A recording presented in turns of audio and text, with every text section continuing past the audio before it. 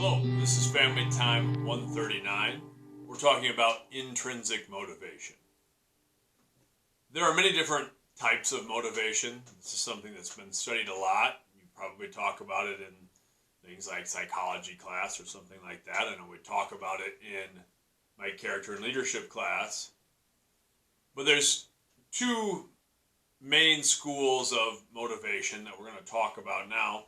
One is extrinsic motivation and the other is intrinsic motivation.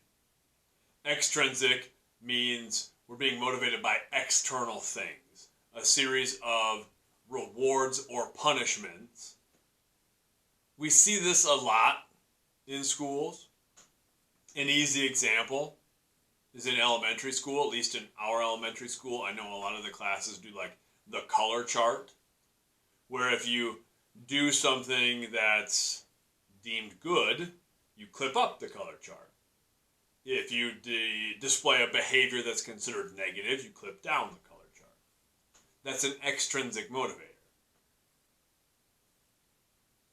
That's often a pretty good place to start when trying to motivate people, because we often like some external recognition, whether it's the color chart, the gold star.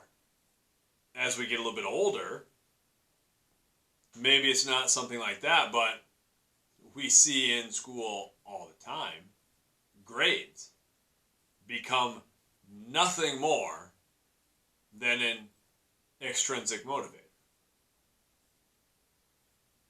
Hopefully, ideally, we try to let grades or assessments actually give feedback on learning.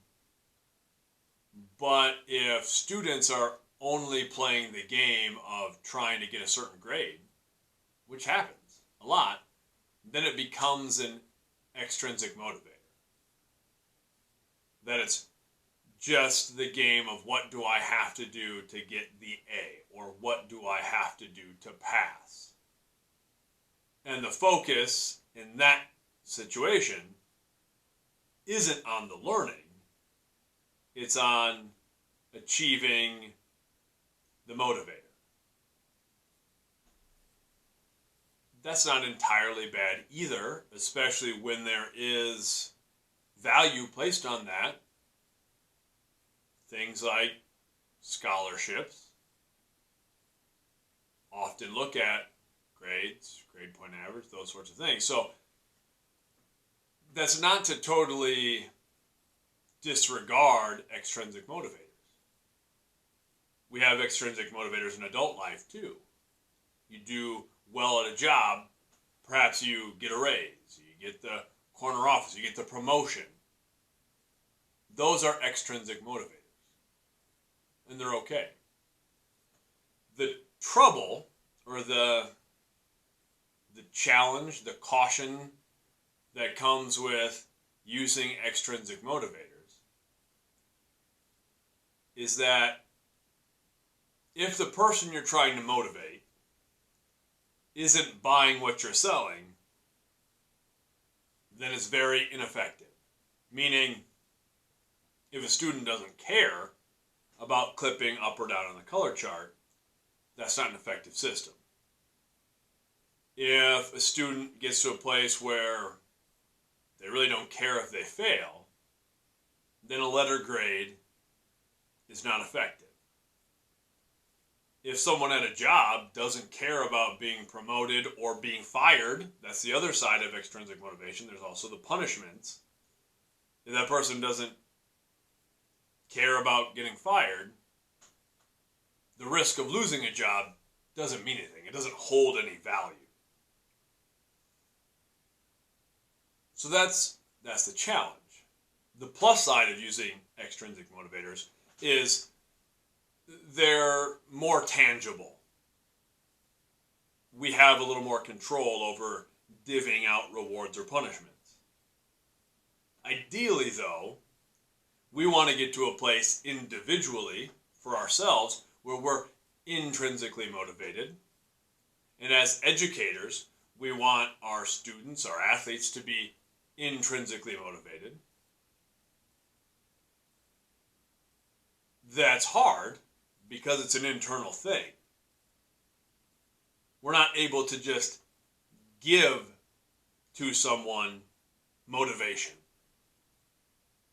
So what we have to do for others and for ourselves is work to find something of value. Work to find some connection, some emotion, some passion that leads to an internal sense of motivation where we want to learn and grow for ourselves because we inherently find value in something where it's meaningful to us.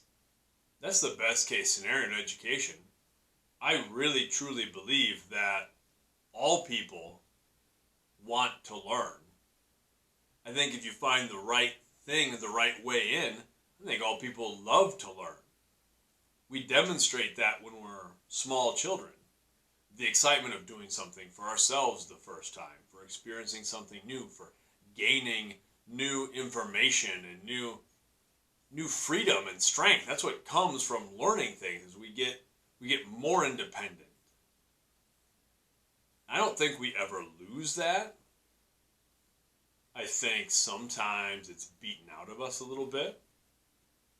I think we get too focused on external reward sometimes, and that can bury the internal motivation.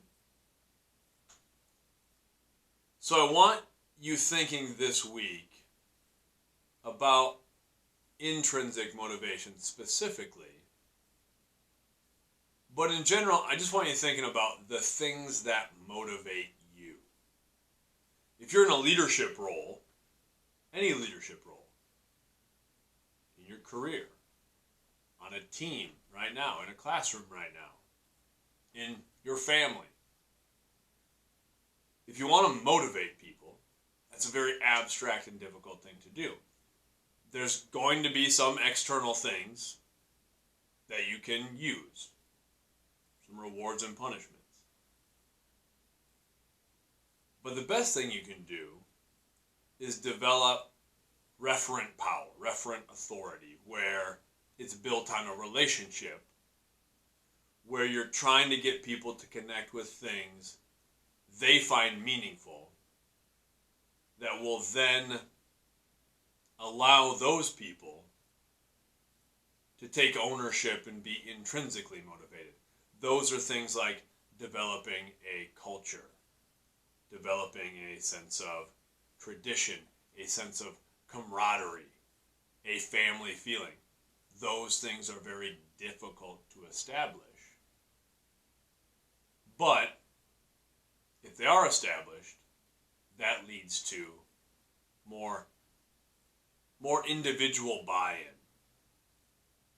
That people are committed to a certain cause because of a certain belief, because of a certain connection. And that's what we want. I want you to think about what motivates you in general. And you can list some external things.